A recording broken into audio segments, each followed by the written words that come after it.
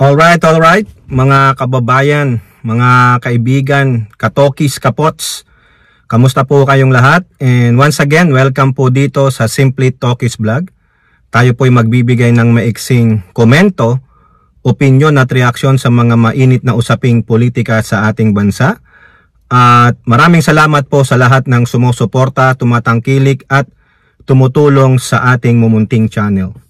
May God bless us all, may God bless our country, and may God bless the Marcos administration and protect it from the forces of Kampon ng Kadiliman and their minions. So pag-usapan pa rin natin mga kababayan ang walang katapusang usapin sa impeachment. Hanggat ito po ay hindi natutuloy sa Senado, wala tayong closure kasi walang beginning. Paano mo i-close kung walang nasimulan? 'Di ba? O ang pinagtatalunan nila ngayon kung itutuloy ba ito sa 20th Congress, no? Actually, hindi naman pinagtatalunan sa plenaryo ng Senado, kundi mga kuro-kuro at opinion lamang ng mga eksperto at ilang mga senador. No, sabi nila hindi pwede 'yan na itawid sa 20th Congress kasi nasa 19th Congress. Ang tanong, sinumulan ba ng Senado? May nangyari bang talakayan? May nangyari bang trial? Wala nga po No, isang impeachment trial lang daw ba dapat ang nasa loob ng isang kongreso? Magpapalit na ng 20th Congress, di ba? O kung magkaganon man, kayo pa rin ang may kasalanan mga senador, lalong-lalo na yung inyong naghari-hariang Senate President na si Chis Escudero. Pinulitika niya po yan dinribble niya ng dinribble, pina-delay niya ng delaying tactics para para mapaboran ang mga Duterte. Bayad utang ba siya sa mga Duterte? Nakinabang ka ba sa mga kayamanan ng Duterte? O nagbabayad utang ka dahil ikaw ay niluklok ng Duterte Black bilang kanilang Senate President? So therefore, ang allegiance ng inyong tokmol at hari-hariang Senate President ay sa mga Duterte at hindi sa taong bayan. Magalit na si Chis Escudero, pero ikaw Chis Escudero dapat madisbar ka no, dahil nilabag mo ang saligang batas. No, wala nang ibang dahilan. Yung sinasabi sa saligang batas malinaw na malinaw mga kababayan. Iba ang pagkaka-interpret niya sa salitang forthwith na nandoon sa Article 11, Section 3.4 ng ating saligang batas tungkol sa accountability of public officers. No, yung salitang nilagay ng mga framers ng Constitution, the Senate shall proceed forthwith. Ibig sabihin without delay, immediately. Pero iba po ang mga pinagsasabi ni Escudero sa kanyang mga press con. Nagmayabang, nagtali-talinuhan. So dapat talaga may mag-file ng disbarment dyan dahil bilang isang abogado dapat alam mo ang nasasabi sa saligang batas. Nilabag mo ang saligang batas. O ngayon, ang ating pag-uusapan ay yung sinabi ni Senator Peter Alan Cayetano tungkol nga po dyan sa gagawing botohan daw di umano ng mga senador kung itutuloy o hindi pa o hindi na ang itong impeachment trial kasi tatawid na ito sa 20th Congress. Matatapos po ang 19th Congress ng June 30. No? So pagtapos ng Pangulo magsona, ayun na po, new Congress na tayo. 20th Congress. Si Bato nga sabi niya nag-research daw siya. Nagbasa siya, inintindi niya sa kanyang opinion hindi daw yan papasok sa 20th Congress. Ganon din si Tolentino. Abogado si Tolentino. Sabi niya, lalabag sa saligang batas. Oy, wag nyo kaming sabihan ng ganyan na lalabag sa saligang batas. Unang-una, kayo ang lumabag sa saligang batas sa pagiging tahimik ninyo sa mga pinagsasabi ng inyong Senate President. Kinunsinti nyo si Escudero, no? Talagang nagkampihan kayo, wag na kayong magbalat kayo. Kung alam nyo naman yung sinasabi ng saligang batas tungkol sa Senado na forthwith proceed sa impeachment trial, dapat nagsalita kayo. Dapat hindi nyo pinasara ang inyong kongreso ng recess kayo. Minadali ninyo eh. Mga animal din kayo, nagkutsabahan kayo. You betray the Filipino people, kayong mga senador dyan. Wala akong pakialam, maski na si Hontiveros or si Pimentel. Dapat nagsalita kayo. Oy, teka muna, hindi pwedeng gawin yan. Hindi tayo pwedeng mag-recess, may oras pa, kailangan. Ano yan, buksan natin, no? Alam nyo ba na talagang itinengga ni Escudero ang impeachment? Meron po kasing sinabi si Soto, pero sa iba na yon, no? Nandiyan po yan sa politiko, nabigla po si Soto talaga. Pero itong si Peter Allen Cayetano, binasag niya po ang mga kapwa niya senador. Mandato pa rin po. Yun po yung balita sa Abante TNT, sabi niya, kailangan talagang talakayin ng Senado ang impeachment laban kay BP Sara.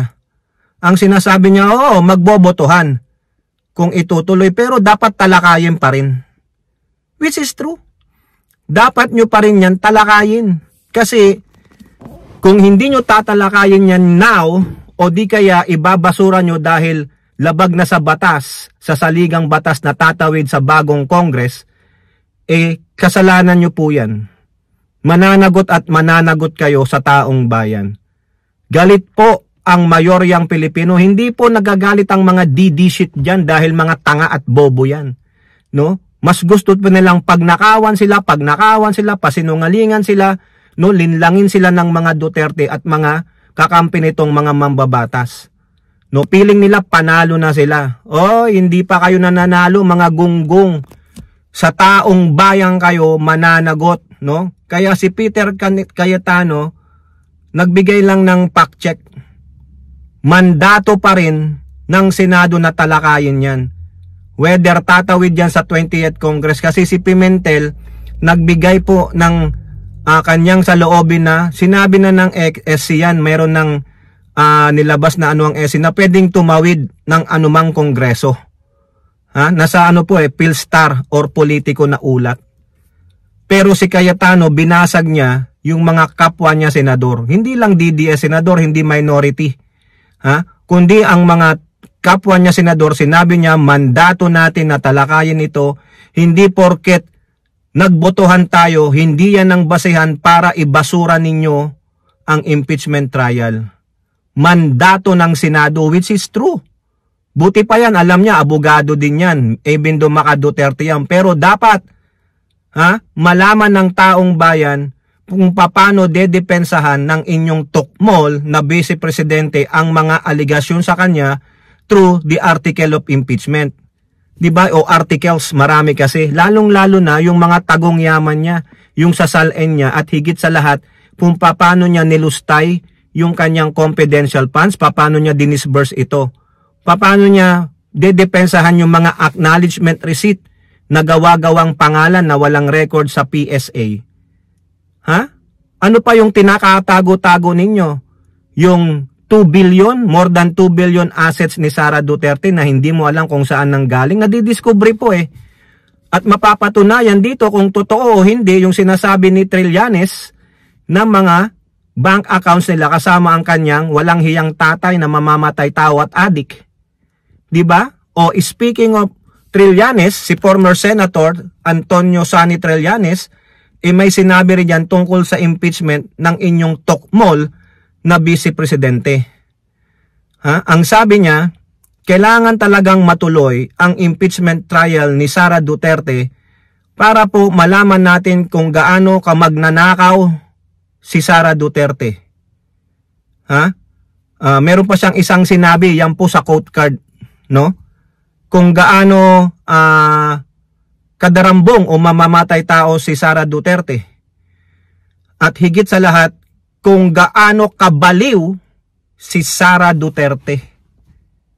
Ako po nag-a-agree kay Antonio Trillanes, even though na binatiko-batikos ko yan nung panahon ni Digong. O ngayon, mukhang totoo yata, no? Di umano yung mga aligasyon niya. Magkakaalaman Ano na, Chis Escudero, dapat itigil nyo na yung pangbalangkas nyo sa mga sinasabi nyong priority LEDAC bills ninyo pwedeng isang tabi yan, sabi nga ni Drilon, pwede nyong tapusin yung impeachment trial hanggang June 30. Kaso dinribol mo mas mahalaga pa ang pagbabakasyon. Mahalaga pa ang recess dahil ayun ang nasasabi sa kanilang Senate rule. Mas mahalaga ba ang Senate rules and regulations ninyo kaysa sa saligang batas? O di ba ginagago lang tayo ng mga lawmakers? Naturingang mga lawmakers pero sila ang pasaway. Sila ang hindi sumusunod ng naaayon sa batas. Di ba? Mga entitled ang mga walang hiya Wala man, ang kumokontra lang si Risa Hontiveros at Copo Pimentel Paano na yung mga minded people, si Mig Zubiri? Wala ba naman lang kokontra sa power hungry na Escudero? Nakinabang din ba kayo? O member na kayo ng Duterte Block? Di ba? Si Mig Zubiri, abogado. Sino pa abogado dyan? Wala na. Si Jinggoy at si JB hindi abogado. Magkapatid na Bilyar hindi abogado. Si Alan yata sa si Pia abogado, pwede. Si Alan Cayetano kumontra na. Kailangan talakayin. Si Pia ano stance niya? Si Amy Marcos Duterte Black yang mga yan Si Lito Lapid wala, tamilmil naman yan, wapakels. 'Di ba? O ano? Tama si Trillanes Kailangan talakayin para malaman natin kung nagsisinungaling si Trillanes o nagsasabi siya ng totoo. Para kung nagsisinungaling si Trillanes, di ma-acquit si Sara Duterte, malinis niya ang pangalan niya. Di ba yun ang sabi ni Sara Duterte, Escudero? Para malinis ko ang pangalan ko o baka naman nilalaro nyo lang, nag-usap na kayong dalawa. Laro-laro lang o sige kunwari patagalin mo pero sasabihin ko ganito para kokontrahin kita. Para naman ako ang hero. 'Di ba? Dito si Sara Duterte ang hero, si Chis Escudero ang villain. Bakit tinatanggap mo lahat ang batikos? Ha? Escudero, bakit tinatanggap mo na ka? Nagbabayad ka talaga ng utang na loob sa mga Duterte kasi ginagawa mong hero itong tokmol na si BP Sara Duterte. 'Di ba? Ginagawa mo siya ang sikat, siya ang tama Grabe mga kababayan na pambababoy talaga, no? Mga baboy kasi itong mga ito 'Di ba? Mga kababayan, biruin mo. Ang dami na, mayorya ng Pilipino, 88%, baka lalago pa yan. Gusto nila na humarap si Sara Duterte sa impeachment trial pero mag-isa lang ni Escudero at yung ilang mga Duterte block, wala pa kayong 0.5%. Ha? Pero kayo ang naghahari-harian dyan mga hayop kayo Kaya dapat talaga kalusin na kayo tapong kayo sa dumpster. Dapat talaga magwelga ang masang Pilipino doon sa harapan ng Senado. No, tapos kunin kayo, itapong kayo sa dumpster para sabing mga basura kayo. Nagtatrabaho kayo hindi para sa taong bayan kundi sa iisang pamilya. Ang lalaki ng sahod nyo tapos talagang pamumulitika mga kababayan. Ito ang epekto ng paulit-ulit na niluluklok ng mga trapo. Mga traditional politicians na mga walang awa sa pagnanakaw sa kaban ng bayan. Ha? Hindi lang pera ang ninanakaw nyo. Tiwala ng sambayan ng Pilipino. Kaya dapat talaga sa 2028 itong mga re-election sa 2028 na senador, ilagay kayo sa inidoro. Nakakahiya po kayo. Walang silbi. No? Wala talagang matapat. Walang may lakas ng loob, walang political will na kokontra sa hari ng Senado. Di po ba? Nakakaya, no? Kaya tama si Antonio Trillanes, mga kababayan. Tignan pa natin kung gaano kabaliw si Sara Duterte. Sabi niya, yun daw impeachment trial niya ay crucifixion. Yun ang magiging bloodbath. Tapos gusto mo, sabi mo, matuloy ang impeachment para malinis ang pangalan mo. Ngayon, sinasabi mo, crucifixion mo. Anak ko, si Satanas nga hindi nagpapako sa krus, ikaw pa. I-crucifix ka, ipako sa krus ng pabaliktad tapos gawin kang tsubibo. Yung sa perya, yung binabato ng mga yung ganon, no? Binabato, yung makatama, may price. May price magkano? 51 billion. O kayo po, ano po ang inyong masasabi? Comment down below and don't forget to like and share. Hope to see you on next videos. Bye-bye. God bless.